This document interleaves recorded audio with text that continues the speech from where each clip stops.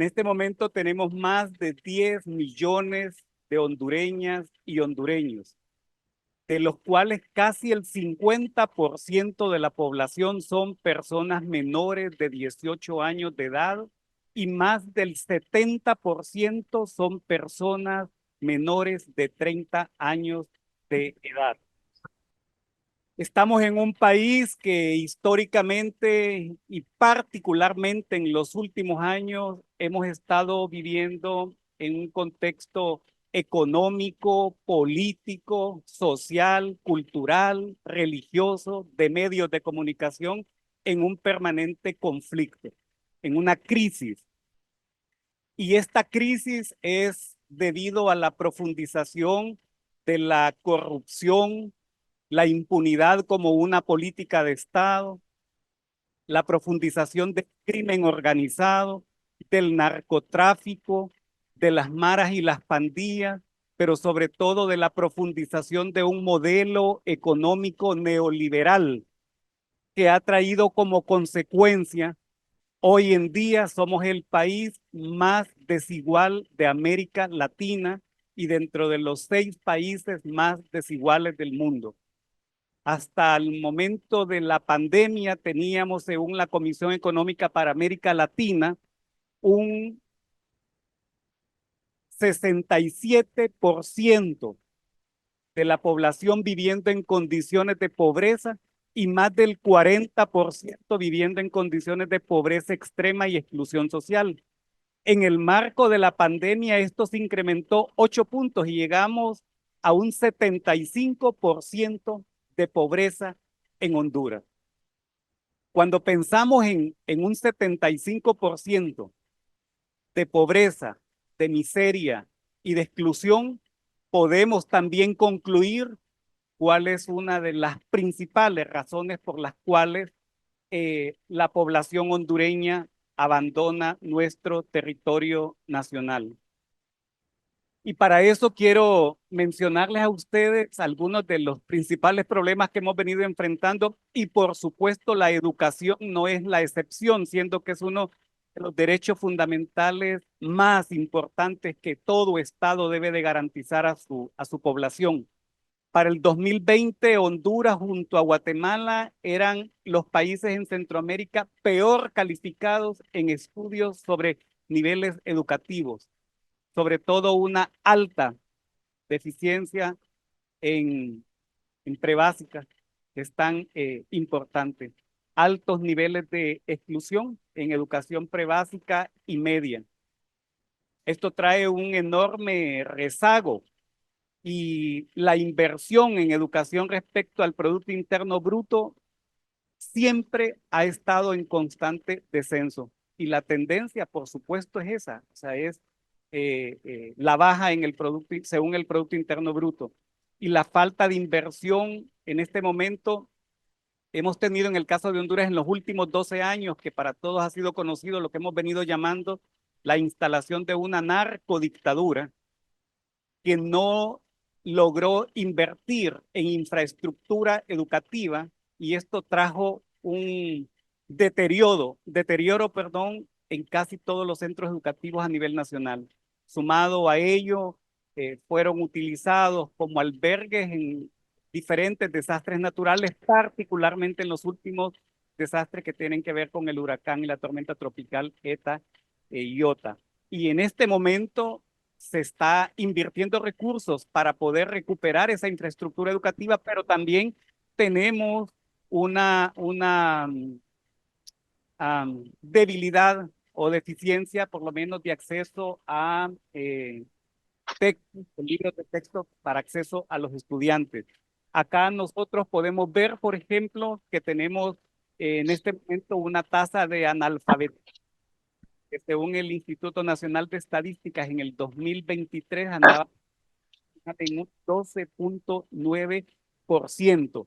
Otro dato que quisiera compartirles a ustedes es el tema de cómo después de la pandemia ha habido más bien un descenso en lo que es la matrícula escolar. Y podemos ver en aquella gráfica que tenemos en el lado derecho En el 2016 andábamos arriba de 2 millones de niñas y niños que estaban dentro del sistema educativo nacional. Sin embargo, en el 2023 no llegamos ni siquiera a los 2 millones de matrícula de niñas y niños. ¿Y qué podemos hacer nosotros entonces para garantizar la sostenibilidad y la presencia de las niñas y los niños? Pues sin duda, definir políticas públicas, el fortalecimiento de la institucionalidad, tener focalización de inversión pública en materia educativa y sobre todo una armonización del currículo educativo nacional, actualización del mismo para que podamos garantizar una educación de calidad, niñas y niños en Honduras. En este momento se ha estado ofreciendo por lo menos acceso a matrícula gratis para las niñas y los niños y también merienda escolar para abrir mayores oportunidades y posibilidades para que las niñas y los niños puedan tener acceso a la educación. Otro tema importante a mencionar es el tema de la prevención de todas formas de violencia hacia las niñas, niños y adolescentes. Recuerden que acabo de mencionarles que estamos en una crisis, que estamos en un contexto violento y que hasta hace poco habíamos sido el país más violento del mundo con 4 de las 10 ciudades más violentas del mundo. Pues quiero contarles que en el 2022 cerramos con 569 asesinatos de niñas, niños, adolescentes y jóvenes en Honduras, menores de 30 años de edad. Y esto solo a través de un monitoreo de medios de comunicación que hace la red COIPRODEN. Cerramos el 2023 con 713 muertes violentas y en lo que va del año 2024 tenemos un total de 115 muertes violentas. En un país eminentemente joven, estos datos deberían detenernos en una emergencia nacional. El capital humano está siendo asesinado en Honduras, producto de la violencia y cómo se profundizó el narcotráfico y las peleas de en, valga la redundancia, en el territorio nacional. Otra problemática que nos toca enfrentar, más de 15,000 niñas y niños viviendo en calle en Honduras. Para quienes en el marco de la pandemia el quédate en casa no funcionaba, lavate las manos con agua y jabón tampoco funcionaba, usar la mascarilla tampoco funcionaba. Y esta es una realidad que debemos nosotros de enfrentar. Y estas niñas y niños que están en completa vulnerabilidad son también personas que pueden tomar la decisión de migrar hacia Estados Unidos. Otra problemática es el trabajo infantil en Honduras. Cientos de miles de niñas y niños abandonan la escuela para tener que trabajar, para realizar trabajos en peores formas de trabajo infantil, ya sea por su condición o por su naturaleza. Niñas y niños que abandonan los centros educativos y toman la decisión de migrar, de tomar la ruta migratoria, prefiriendo morir en el intento, una para poder contribuir con el sustento de su familia y otras porque no tienen ninguna otra opción. Otro de los temas es la niñez en conflicto con la ley. Este es otro problema que nos ha tocado enfrentar en el país. Hemos ido reduciendo el número de niñas y niños que se encuentran en los centros de internamiento, entre comillas, pedagógicos para la rehabilitación y la inserción a la sociedad. Sin embargo, hay todavía enormes desafíos con relación a la atención de esta problemática. El 60% de adolescentes infractores se han vinculado al sistema de justicia especial en este momento, lo que quiere decir que de 700 o más de 700 niñas y niños en centros de internamiento, apenas andamos arriba de 130, 135, 140 niñas y niños en 4 centros de internamiento que tenemos en el país. Y de estos, ese 60% andamos cerca de los 1,400 niñas y niños que tienen medidas alternativas a la privación de libertad en Honduras. Lo pueden observar ustedes en este cuadro. Luego, otro tema que es importante y el que nos ha ocupado acá es el tema de la migración. Honduras ha sido de los países que mayormente ha venido expulsando a las y los ciudadanos, y las niñas y los niños no han sido la excepción. Acá podemos ver nosotros que 1 de cada 4 niños tiene la idea de emigrar en un futuro próximo, según algunas investigaciones que se han hecho al interno del país. 1 de cada 4 tiene la idea de emigrar. Lo ven como un ejemplo de quienes ya lo han hecho y lo ven como la mejor opción cuando no existen las mejores oportunidades en el país. 3 de cada 10 hablan sobre el tema o a veces o siempre, y 2 de cada 5 ya hacen planes para poder emigrar. Hay 2 factores que los estudiantes que fueron consultados asocian con la emigración en su entorno familiar: la falta de oportunidades laborales y la violencia y la inseguridad. Casi siempre los estudios dicen que la gente tiene que emigrar por la violencia, que la gente emigra para reunificarse con su familia. Y es cierto, es cierto. Pero nos olvidamos de poder mencionar cuáles son los problemas estructurales por los cuales la gente toma la decisión de emigrar. Y tiene que ver con esta enorme desigualdad que nos mantiene sumidos en la miseria, en la exclusión social, abandonados y sobre todo carcomidos por un modelo económico que nos mantiene en una competencia desigual, porque no tenemos las mismas capacidades, pero que nos ponen al frente todas las opciones a las cuales solamente tiene acceso, en el caso de Honduras, un 10% de la población que tiene el 90% de los recursos en sus manos, y un 90% de la población que se pelea por un pequeño 10% de los recursos.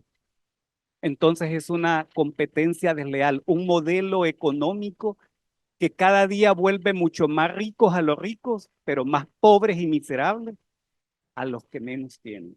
Y que a la larga también somos los que sostenemos la economía nacional, que estamos más en una clase media. Los más pobres porque no tienen el poder adquisitivo y los más ricos porque tampoco pagan los impuestos. Entonces, esas son las verdaderas causas: la falta de oportunidades de empleo digno, de salarios dignos y de poder generar las mejores condiciones de vida humanas en salud, educación, seguridad social, seguridad ciudadana, vivienda, recreación, entre otros. Acá podemos ver nosotros el tema de cómo estamos en este momento con la niñez migrante, pero me voy a ir a esta lámina. Del 2014, que fue el mayor repunte de migración de niñas y niños, y que Estados Unidos decidió colocarlo en la agenda internacional, hasta la fecha tenemos un total de 118.689 niñas y niños que han sido no retornados, han sido deportados a Honduras por el recrudecimiento de las políticas del gobierno norteamericano, pero también por los convenios políticos y estratégicos que el gobierno de los Estados Unidos ha tenido con los países de la región centroamericana, quienes han sido y obligados a tomar medidas que limitan la migración, que todas y todos sabemos es un derecho humano. Es un derecho humano. Lo único que estamos viendo son personas con una migración irregular, que no tienen un permiso, pero no que estén cometiendo necesariamente un delito. Esa es parte tal vez de las políticas internas de cada uno de los países. Entonces, si ustedes ven, 118.689, pero solo en lo que va de este año 2024, podemos ver aquí que tenemos un total de 1.892 niñas y niños que ya han sido deportados en estos primeros 2 meses del año 2024. ¿Qué quiere decir esto? Que más allá de los grandes esfuerzos que se puedan hacer en el caso de Honduras después de salir de una narcodictadura y tener un nuevo gobierno electo democráticamente, no es tan fácil, a pesar de esos esfuerzos, garantizar que la población se pueda quedar en el territorio nacional. Siempre seguirán viendo como la mejor opción tener que correr el riesgo en los países de tránsito hasta llegar a los Estados Unidos para poder tener un ingreso que les permita vivir con mayor dignidad. Porque el salario mínimo es eso, es mínimo. Es un salario que no coincide con el costo de la canasta básica y tampoco es un salario que puede competir con este modelo económico que nos vuelve una sociedad cada vez mucho más consumista. Trabajamos para consumir, nos desgastamos para consumir, nos estamos deteriorando y matando por el consumo. Un consumo, insisto, que satisface algunas necesidades que tenemos, otras que no son necesidades, pero nos permite competir, especialmente en las redes sociales, pero sí estamos volviendo mucho más rico al rico, que no necesariamente devuelve parte de esa ganancia generando condiciones de vida para nuestros pueblos. Y el otro que quisiera tal vez mencionar aquí, que ustedes ya lo han escuchado, causas de la migración, como las condiciones socioeconómicas que ya les mencioné, de pobreza, la falta de empleo, las redes y la reunificación familiar, la violencia y la inseguridad, el tema en el caso de los campesinos, la tendencia de la tierra que cada día se sigue concentrando aún más y despojando a las y los campesinos de sus tierras, esa conflictividad que le ha tocado vivir al pueblo hondureño particularmente, ¿no? Y la seguridad alimentaria y por supuesto el cambio climático que no es la excepción en este momento. Otro tema que tenemos que relacionar con la migración es precisamente, según los datos de el monitoreo de movimientos mixtos que tiene la ACNUR en Honduras, y tiene que ver, lo hablábamos ayer, el desplazamiento forzado por la violencia. En agosto del 2023, el Instituto Nacional de Migración reportó que más de 75,000 personas refugiadas habían migrantes en tránsito en Honduras. Y aquí estamos hablando de las personas que transitan por el territorio nacional. Venezolanos, ecuatorianos, peruanos, de todas las nacionalidades de América del Sur están pasando por el territorio nacional. Y en Honduras, en el 2022 se tuvo que declarar una emergencia nacional y crear en el nuevo Congreso Nacional una comisión de migración que pudiese dar seguimiento y atención a esta problemática. Ya no solamente estábamos expulsando, sino también un país de tránsito, y esto traía consigo también una nueva problemática que teníamos que enfrentar en Honduras, pensando en función que lo que hemos venido demandando para nuestras y nuestros compatriotas es exactamente lo mismo que nosotros ahora estábamos obligados a dar o a garantizar a las personas que pasaran por el territorio nacional. El 54% del total de personas en movimientos mixtos, por lo menos de estos 65,000, eran venezolanas. Algo que a nosotros nos preocupó mucho, el 43% de las personas entrevistadas por el ACNUR y sus socios consideran tener necesidades de protección internacional. Y a la larga, estos son los mismos problemas que nos toca enfrentar a todos los países latinoamericanos, unos más que otros, pero contextos similares, y casi todos tienen que ver con las causas estructurales que acabo de mencionar. Pero ya particularmente el tema de desplazamiento en Honduras, la violencia ha provocado el desplazamiento de más de 247,090 personas. Estamos hablando de al menos 58,500 hogares, significa que es un 2,7% de la población total del país. Y esto sí tiene que ver ya mucho por la pelea de territorios, la instalación de las redes de narcotráfico, las peleas de las maras y las pandillas, los territorios, y cómo despojan a muchas y muchos de sus propias viviendas en diferentes comunidades. De este total, aproximadamente el 55% son mujeres y estamos hablando que el 43% de estos más de 247,000 son niñas, niños y adolescentes en el país. Otro dato importante es mencionar que en diciembre del 2022 el gobierno de Honduras aprobó lo que es la Ley de Prevención, Atención y Protección de las Personas Desplazadas. Este es un gran logro, porque no solamente se reconoció y se instaló en el Congreso Nacional una comisión de migración con representación de diferentes partidos políticos y bancadas de los partidos políticos, sino que también se aprobó esta ley que en este momento se está reglamentando y esperamos que la misma sea implementada desde la responsabilidad de todas las instituciones del Estado. Y esta ley lo que establece es la base para atender las consecuencias que sufren las personas que se han visto obligadas a abandonar sus comunidades. Entonces, la coordinación interinstitucional que les mencioné, la integración de esta comisión nacional, la declaración de una emergencia nacional, que esa fue parte de la incidencia que como sociedad civil hicimos para que el gobierno reconociera la problemática que se estaba enfrentando, pero también la responsabilidad de la institucionalidad de poder dar una respuesta integral, inmediata y con un enfoque de derechos humanos. Lo otro fue una amnistía migratoria para las personas que están transitando por el territorio nacional, de tal forma que los puntos fronterizos no siguieran colapsando, sino por el contrario pudiesen tener la facilidad con esta amnistía migratoria de poder cruzar fácilmente la frontera e incluso el Estado facilitando el traslado para proteger la vida de las personas que están de tránsito por Honduras.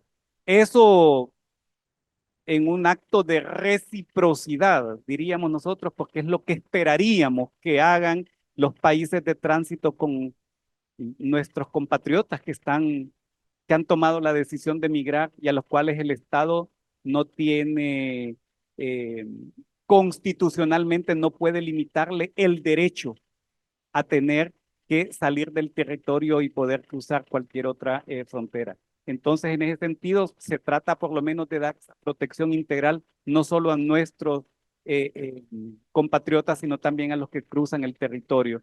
Y lo otro que les mencioné, la Ley de Prevención, Atención y Protección de Personas Desplazadas, que es otro importante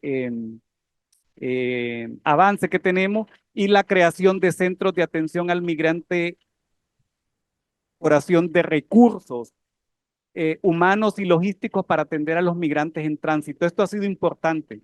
Todo el apoyo que la cooperación internacional ha dado, pero también el rol que ha venido jugando el Instituto Nacional de Migración, la Cancillería General de la República, la Dirección, la Secretaría de Estado en los despachos de Niñez, Adolescencia y Familia y otras instituciones del Estado.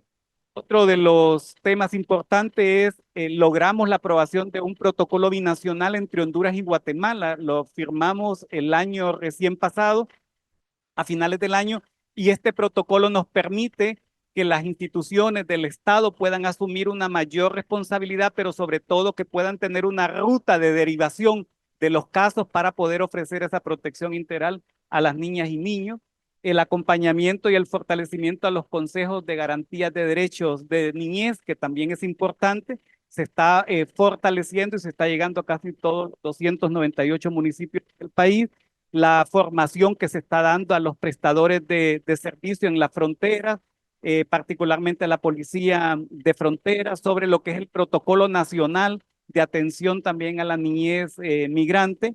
Se presentó la propuesta de política migratoria humanista ante el Poder Ejecutivo y que está en este momento en revisión. Se ha aprobado una ley de prevención, atención y protección. Bueno, esto está repetitivo, perdonen, porque es lo que les mencioné de la ley de personas desplazadas. Luego tenemos la creación de centros de atención al migrante irregular y la incorporación de los recursos humanos y logísticos. Esto lo mencioné. Sí, es que no me está pasando. Ahí está, ahí está. Perdón, ahí terminé ya. Hasta ahí. Yo solo quisiera dejar el mensaje. No se trata solamente de ver la migración como un problema y que lo abordemos de manera directa en las comunidades. Tenemos que ir mucho más allá con la incidencia en las políticas de Estado. Lo otro es la academia, la sociedad civil y la cooperación internacional. No podemos sustituir la responsabilidad del Estado. Y lo otro es, tenemos que ver lo estructural, si no difícilmente vamos a reducir los niveles de migración, porque finalmente podemos concluir que la migración representa un negocio para nuestros estados, y ayer lo mencionaban, porque las remesas se convierten en el ingreso más importante que sostiene nuestra economía y que eso a la larga también incrementa los niveles de corrupción desde la institucionalidad del Estado, porque los migrantes sostienen la economía. La impunidad como una política de Estado porque no se persigue este delito. Y lo otro es el control de la institucionalidad y los recursos del Estado que impide que las políticas públicas se implementen y generen mejores condiciones de dignidad para nuestras y nuestros compatriotas para que no tengan que emigrar. Y lo otro también es que no solamente es un negocio para nosotros, también es un negocio para Estados Unidos. Es un negocio. Y yo no estoy convencido de que se quiera eliminar la migración. Una cosa es el mensaje y otra cosa es la práctica, que tiene que ver también mucho con lo que es el narcotráfico. ¿Es combate al narcotráfico o peleas entre bandas de narcotraficantes, quienes facilitan? Y esto, junto al modelo económico, si no logramos atenderlo como algo estructural, seguiremos trabajando el tema de la migración. Pero ahí es donde es importante que lo veamos, la migración, como un derecho humano. Muchas gracias.